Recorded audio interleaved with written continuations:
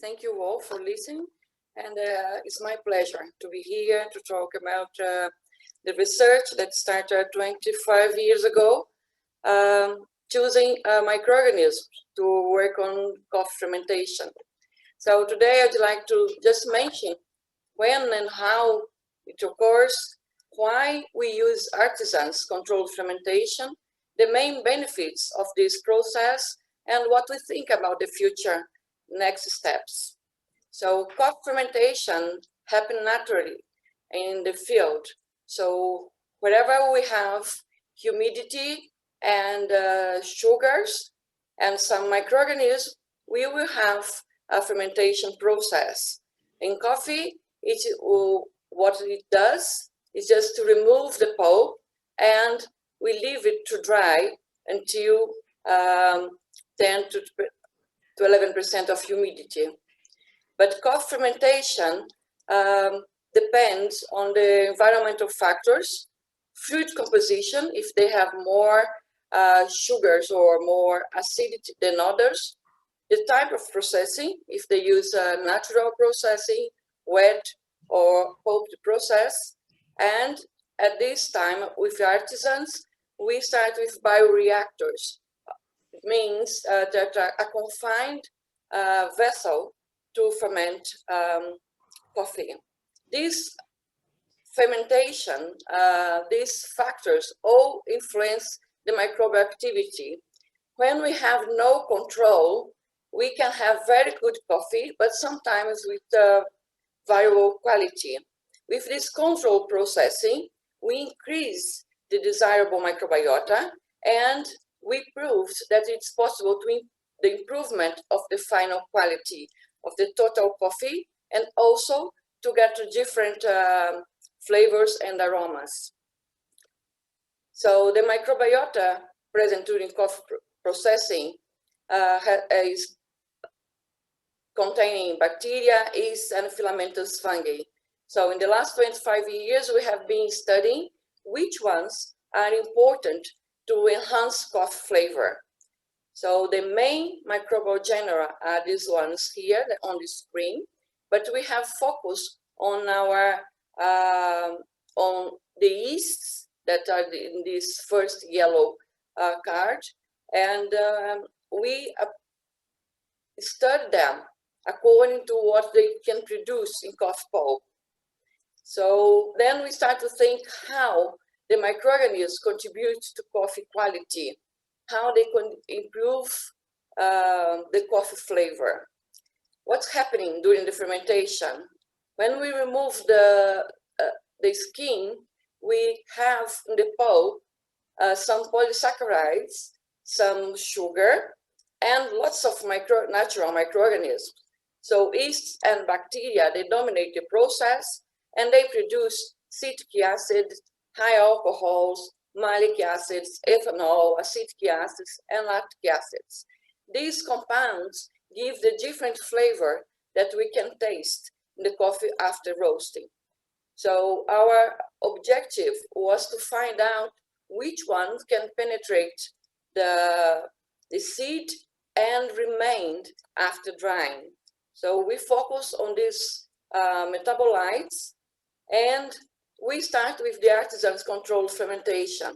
So natural, wet, and pulp natural, you already know the flavors, you know the difference among the countries and among the regions in Brazil. But with the artisans, we start to ferment cherries in bioreactors, and natural cherries, and also pulped coffee in bioreactors. So these two fermentations are the ones that we call the first fermentation in closed bioreactors. So during this fermentation, we start with these vessels here.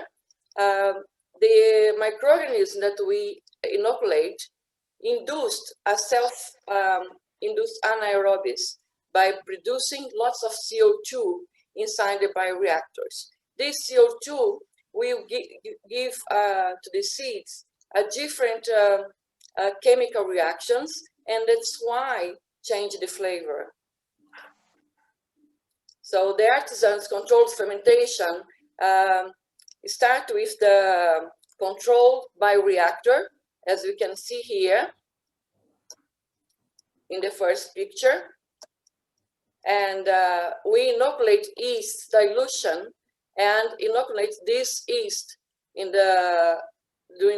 before the fermentation, and the fermentation lasts from 72 to 120 hours. It depends on the region and the coffee variety.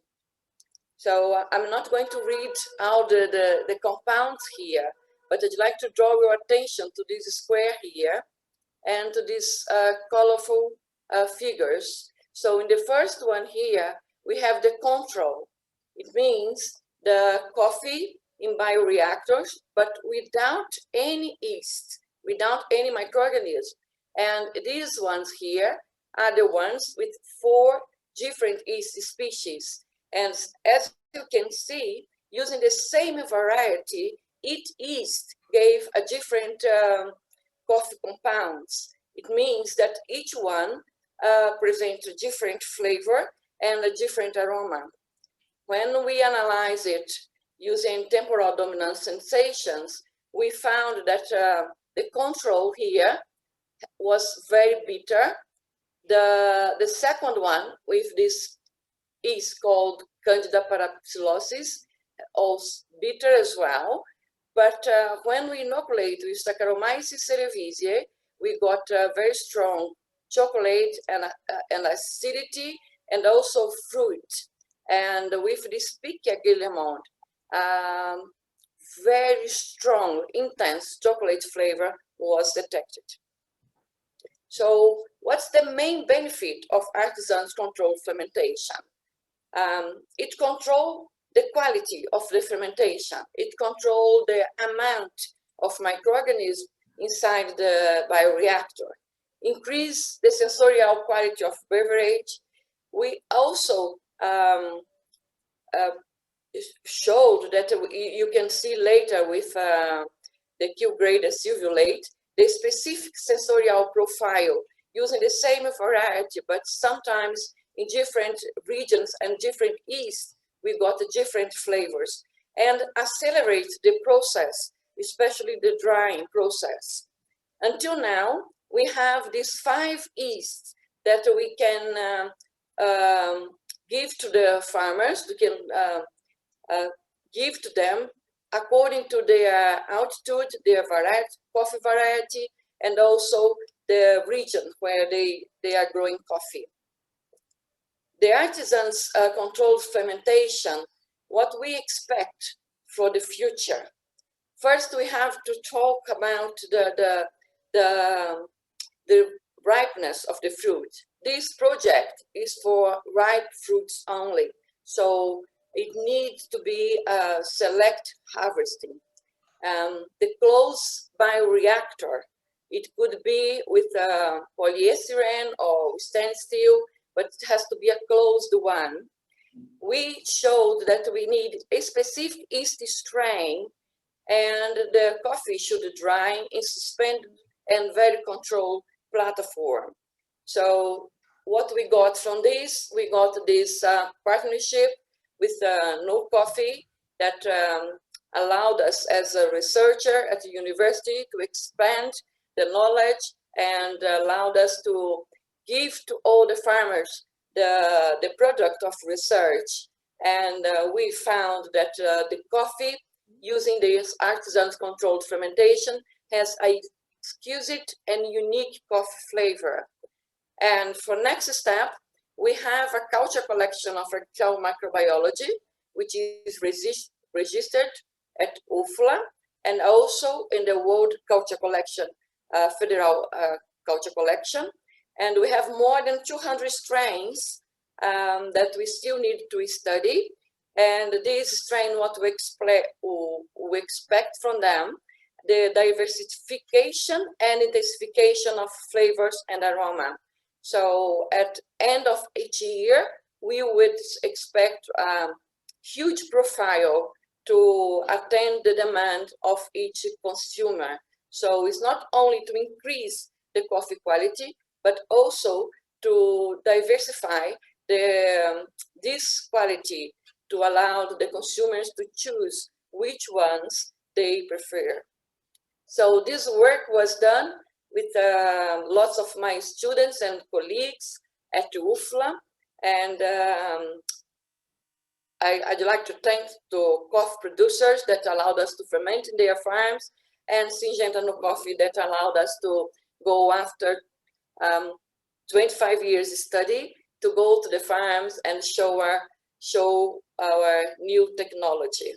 And now I would like to pass to my colleague, Silvio Leite, which is a Q grader that has the showed he tastes all the coffees, and he can talk to you about this exquisite explosion of flavor.